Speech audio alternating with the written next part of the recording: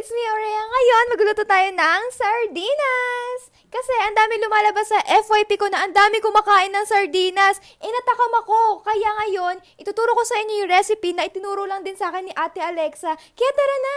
Siyempre, di mawawala ang ating sardinas. Egg. Spices. We have pepper, salt, onions, green chili, white onions. Okay guys, nakalimutan ko sabihin sa inyo, paano natin maluluto yung sardinas ng walang mantika? Siyempre, kailangan natin ng mantika.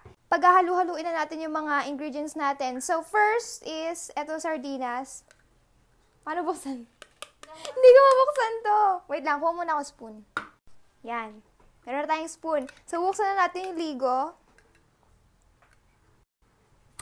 Yan, buksan lang natin. And then, itatapon natin yung sabaw. Itatapon. I-set aside. Pwede pa to guys. Kinakain ko to. Itong sabaw. Okay na yan. And then next is, ilalagay na natin yung sardinas sa itlog. So, dalawang itlog guys yung ginamit ko.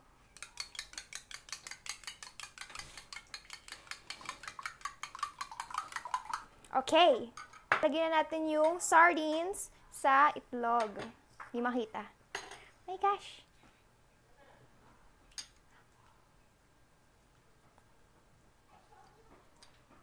Ganyan lang. Hindi masyadong durog. Ganyan. So, I think okay na yung durog niya. So, parang ganyan lang yung sardines. And then, next is, maglalagay tayo ng salt. Pinch lang. Ayan. Okay na yan.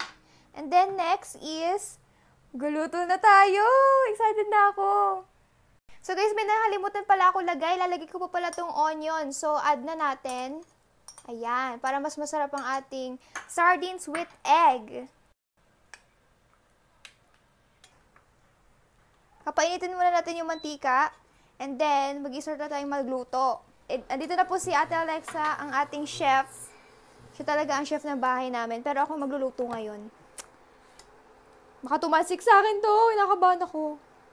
Okay, so, lalagyan na natin ng mantika, yung ating pan. Ganyan lang. Okay na ba yan? Oh, may sunog, guys. Tatalsik yan. Tatalsik.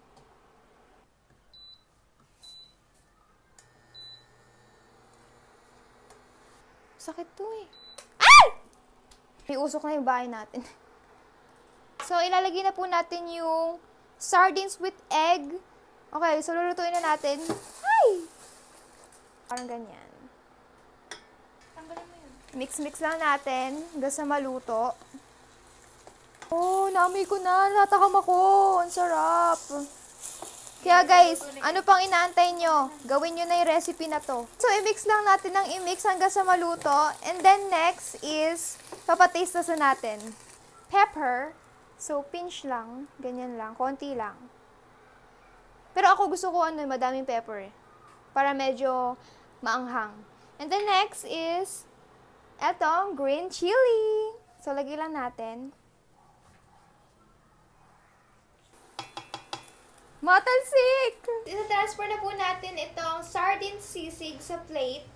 Lagay lang natin dito.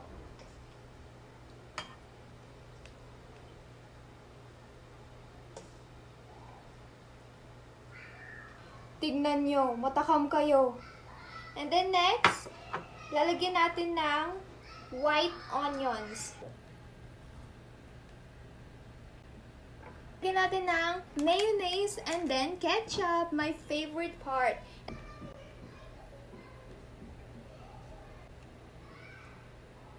Ayun, ang sarap! Gusto ko na kumain. Ay! Yun. We're done! It's time for the taste test. Our easy recipe, sardine sisig with lots of mayo and ketchup. Kain guys! Tikman na natin! Excited na ako. And then mamaya papatikim natin kila Ate Alexa. Cheers! Ang sarap! Tikman nyo! Ang sarap! Ito guys, tama-tama nga sa estudyante pag uwi. Kasi sobrang dali na lutuin. Masarap pa. Harap. So guys, umalis po pala si Ate Alexa kasi bumili pa siya ng mas maraming sardines. Kasi gusto niya rin daw po magluto. And mamaya pag uwi niya, doon ko na lang sa kanya papatikim itong recipe na niluto ko. At guys, itry niyo na rin po itong recipe na ginawa ko. Sobrang sarap. Oh my gosh, try niyo na rin. Perfect! Bye guys!